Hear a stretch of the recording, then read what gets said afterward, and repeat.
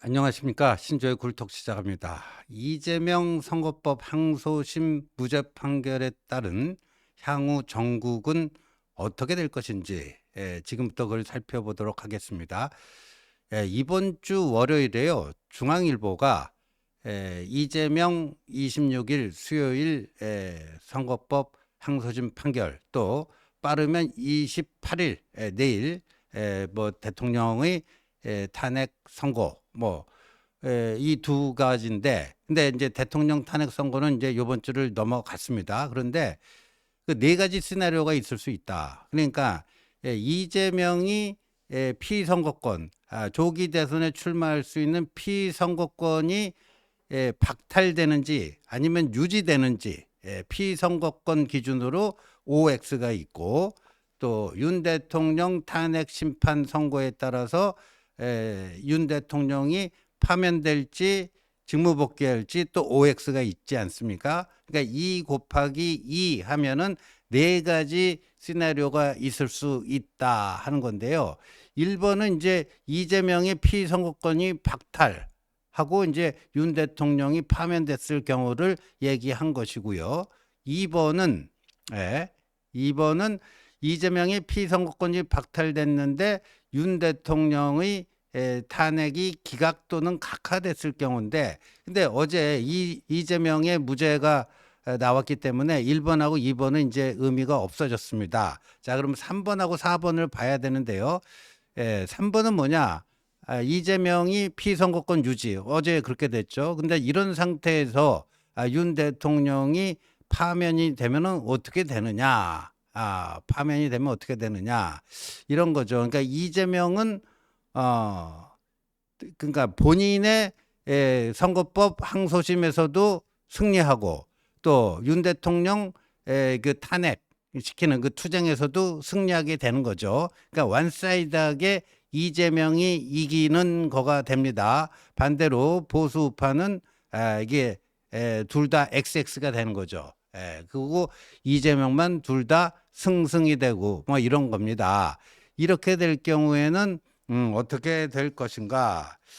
이재명이 절대적으로 유리한 고지를 점할 것으로 예측된다. 그 세 번째 줄.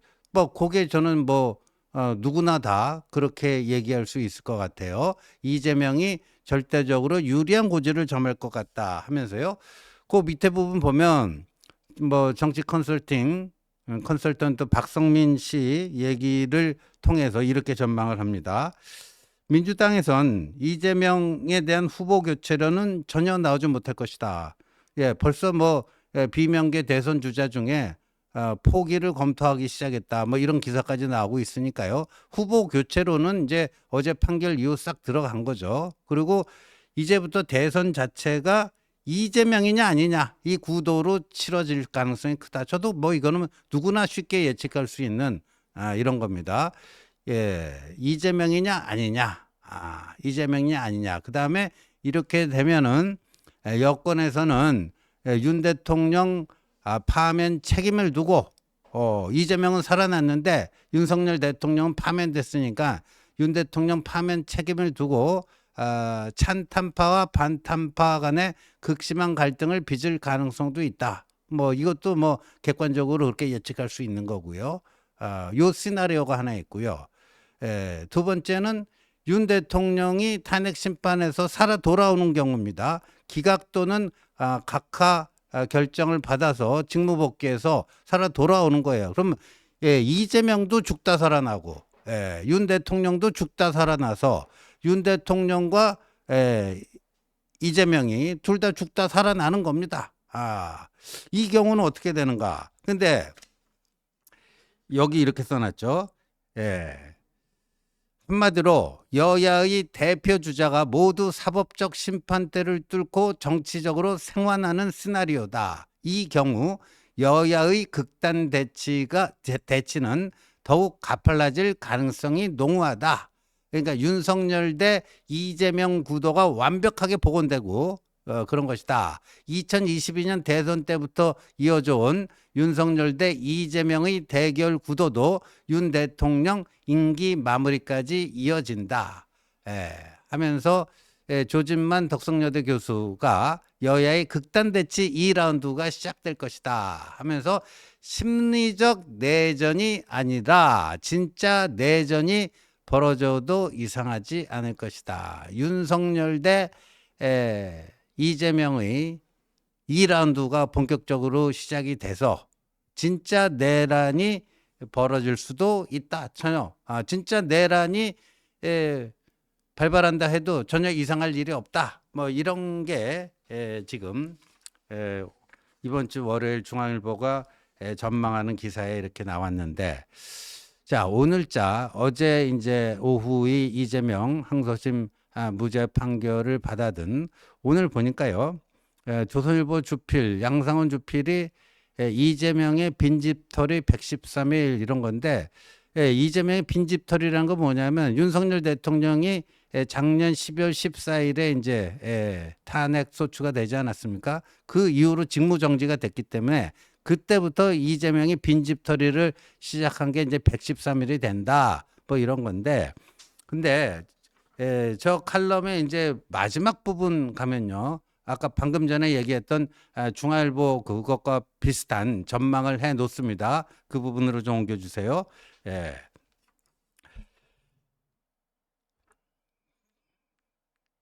그 부분이죠.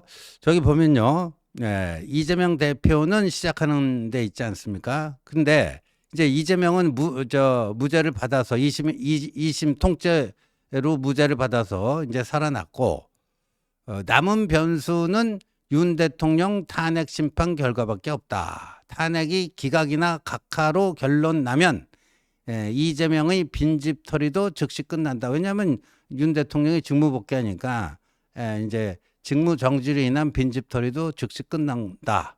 전국은 다시 윤대 2의 무한 정쟁 소용돌이로 들어갈 것이다. 이 부분은 중앙일보 예측과 같습니다. 무한 정쟁 소용돌이, 윤석열 대 이재명 2라운드 무한 정쟁 소용돌이, 중앙일보에서는 뭐 내전까지도 가능 뭐 이런 건데 뭐 비슷한 전망입니다. 근데 그 다음에 만약 윤 대통령이 탄핵될 경우엔 어떻게 될지 불확실한 측면이 있다 이렇게 썼습니다. 이게 이제 중앙일보하고 좀 다른데, 탄핵이 인용되면 60일 이내에 대선을 해야 하고 국민의힘 대선 주자들이 선거운동을 바로 개시할 것이기 때문에 이재명의 빈집털이도 끝나야 정상이다. 하지만 이 대표의 선거법 2심은 통째로 무죄가 되고 윤 대통령만 탄핵된다면 이에 대한 반발이 거셀 것으로 예상된다.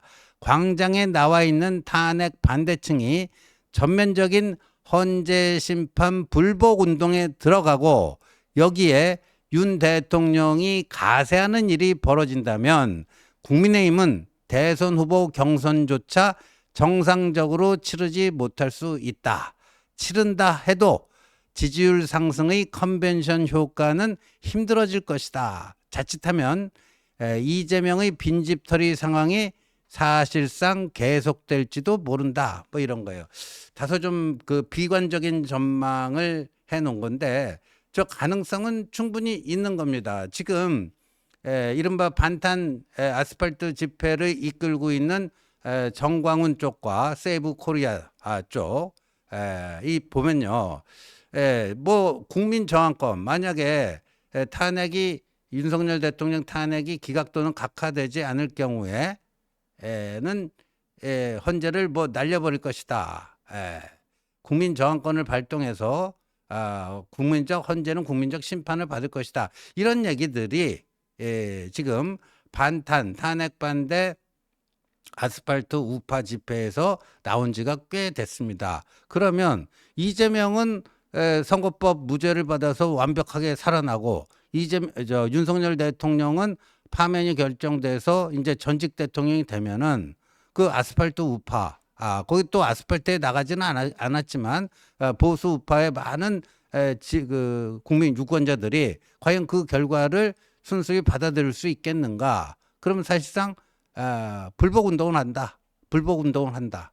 그 저는 정광훈 목사나 저 세이브 코리아 측이 불복 운동을 할 가능성은 있다고 봅니다. 있다고 보는데, 근데 그분들이 불복 운동을 한다 해서 그게 곧 보수 우파 전체의 불복 운동이 되는가? 국민의힘이 그럼 거기에 올라탈 수 있는가?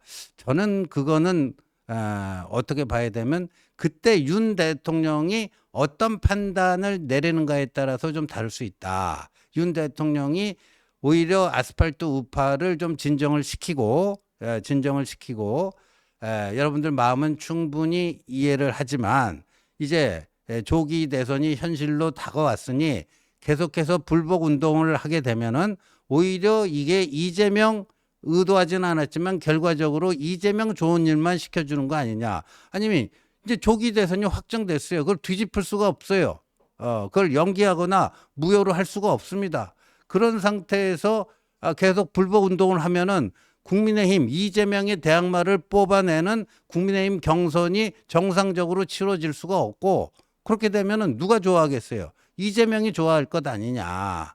그러니까 여러분들 그 분노와 충정은 충분히 이해가 되지만 국민의힘 경선이 성공적으로 치러져서 이재명을 꺾을 수 있는 후보를 우리가 반드시 만들어내자. 그래서 조기 대선 때 반드시 이재명을 꺾어서 이재명이 집권만큼은 막아야 되지 않겠느냐.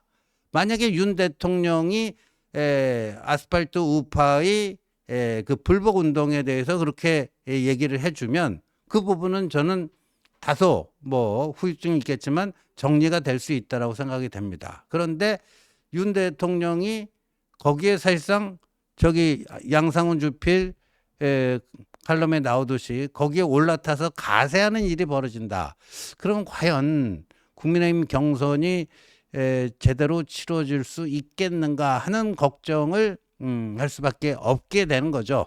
없게 되는 겁니다. 그래서 이 부분이 굉장히 이제 미묘한 대목이 됩니다. 미묘한 대목이 됩니다. 물론 윤석열 대통령이 직무 복귀하게 되면 이제 이런 고민 자체를 할 필요가 없어요. 근데 뭐 어느 쪽으로 결론이 날지 각자 희망하는 거 기대하는 건 있지만 어제 우리가 경험했듯이 이재명 무죄 거의 뭐 확실시된다 이랬는데도 이게 뭐 무죄로 유죄가 확실시된다는데도 무죄가 나오고 막 이런 세상 아닙니까? 그리고 헌법재판소에 대한 믿음이 그렇게 높은 것도 아니에요. 그러다 보면 우리가 원하는 결과가 안 나왔을 때 그럴 때 어떻게 될 것인가 하는 건데 그래서 이 부분이 굉장히 중요한 부분이 될 것이다 하는 건데 그때 이제 윤 대통령이 어떻게 판단할 것인가. 본인이 이제 파면됐고 조기 대선이 현실로 다가왔을 때 어떻게 이제 판단할 것인가. 그게 변수가 될 거고 또 윤 대통령이 어떤 판단과 행동을 하는가에 대해서 또 국민의힘이 어떻게 또 뭐라고 결정을 할 것인가. 윤 대통령이 어떤 판단을 하면은 국민의힘 지도부는 그것과 다른 판단을 할지 같은 판단을 할지 그것도 또 하나의 변수가 될 것이고요. 그리고 제일 중요한 것은 국민들의 이 이재명의 집권만큼은 어떻게든지 막아야 된다고 하는 이 자유민주 진영의 이 많은 국민들의 마음이 민심이 어느 쪽을 향해 갈지가 저는 제일 중요하다고 봅니다. 제일 중요하다고 봐요. 이 이건 불복해야 된다 이런 쪽으로 갈지 아니면 조기 대선 저 현실로 다가왔고 저걸 우리가 회피할 수도 없고 그렇다면은 이재명을 어떻게 하면 대선에서 떨어뜨릴 것인가 그 떨어뜨릴 후보가 과연 누가 제일 적합할 것인지 누가 제일 경쟁력이 있을 것인지 지금부터 정신 바짝 차리고 그런 후보 뽑아내고 일치 단결해서 이재명을 반드시 대선에서 패퇴시키자 이런 쪽으로 민심이 갈지 그게 제일 중요하다고 봅니다. 그러니까 윤 대통령의 선택 그다음에 당 지도부의 선택 그다음에 이재명의 집권만큼은 막아야 되겠다고 하는 이 수많은 국민들의 그 마음이, 민심이 어디로 움직이는가. 요 세 가지가 주요 변수가 되는데, 민심은 천심이라고요. 제일 중요한 게 세 번째가 되지 않겠습니까? 제일 중요한 게 세 번째인데, 그런데요, 지난주 금요일에 발표된 한국갤럽 여론조사 보면요, 만약에 조기 대선이 있으면 어떤 후보를 선호할 것인가를 조사한 거에 있어서 국민의힘 지지층에서요, 의견 유보를 한 이 비율이 41%, 거의 뭐 절반 가까이 됩니다. 41%나 국민의힘 지지자들은 차기 후보로 누가 나은지 뭐 아직 나는 뭐 마음 정한 거 없다 이렇고요. 그다음에 무당층, 이 무당층이 왜 중요하냐면요. 이 그 국민의힘이 이제 대선 후보 선출하는 게 이 책임당원 투표 50%, 그다음에 일반 국민 여론조사 50%인데, 일반 국민 여론조사할 때는요, 역선택 방지 조항을 넣어가지고요, 국민의힘 지지층과 지지하는 정당 없다는 무당층만, 여기만 가지고 여론조사를 해갖고 그 여론조사 결과를 또 50%로 반영을 합니다. 그러니까 무당층이 그래도 중요한데, 이 무당층에서는요, 차기 주자와 관련해 갖고 마음 정하지 못했다라고 하는 의견 유보가요, 무려 76%나 됩니다. 76%나 돼. 그러니까 이게 굉장히 저는요, 앞으로 윤석열 대통령의 이제 탄핵 심판이 다음 주 금요일 4월 4일 아니면 4월 11일 둘 중에 하나 있지 않을까, 이렇게 지금 예상할 수가 있는데, 그 결론이 나게 되면요, 지금 마음을 딱히 정하지 않고 유보하고 있는 국힘 지지층의 41%와 무당층의 이 76%가 그때부터는 자, 이제 조기 대선이 현실화됐다, 이재명을 꺾을 후보가 누구겠느냐, 누구에게 뭐 하면 더 이게 더 승리의 가능성이 더 높아지겠는가 하는 고민을 본격적으로 하면서요, 민심이 좀 요동쳐 나가지 않을까 싶습니다. 이 두 가지 시나리오를 놓고요, 우리가 지금부터 냉정하게 이거를 잘 판단해서 어제 이재명의 무죄 판결에 따른 이 위기 국면을 잘 돌파해 나가야 되지 않을까, 이렇게 생각이 됩니다. 시청해 주셔서 감사합니다.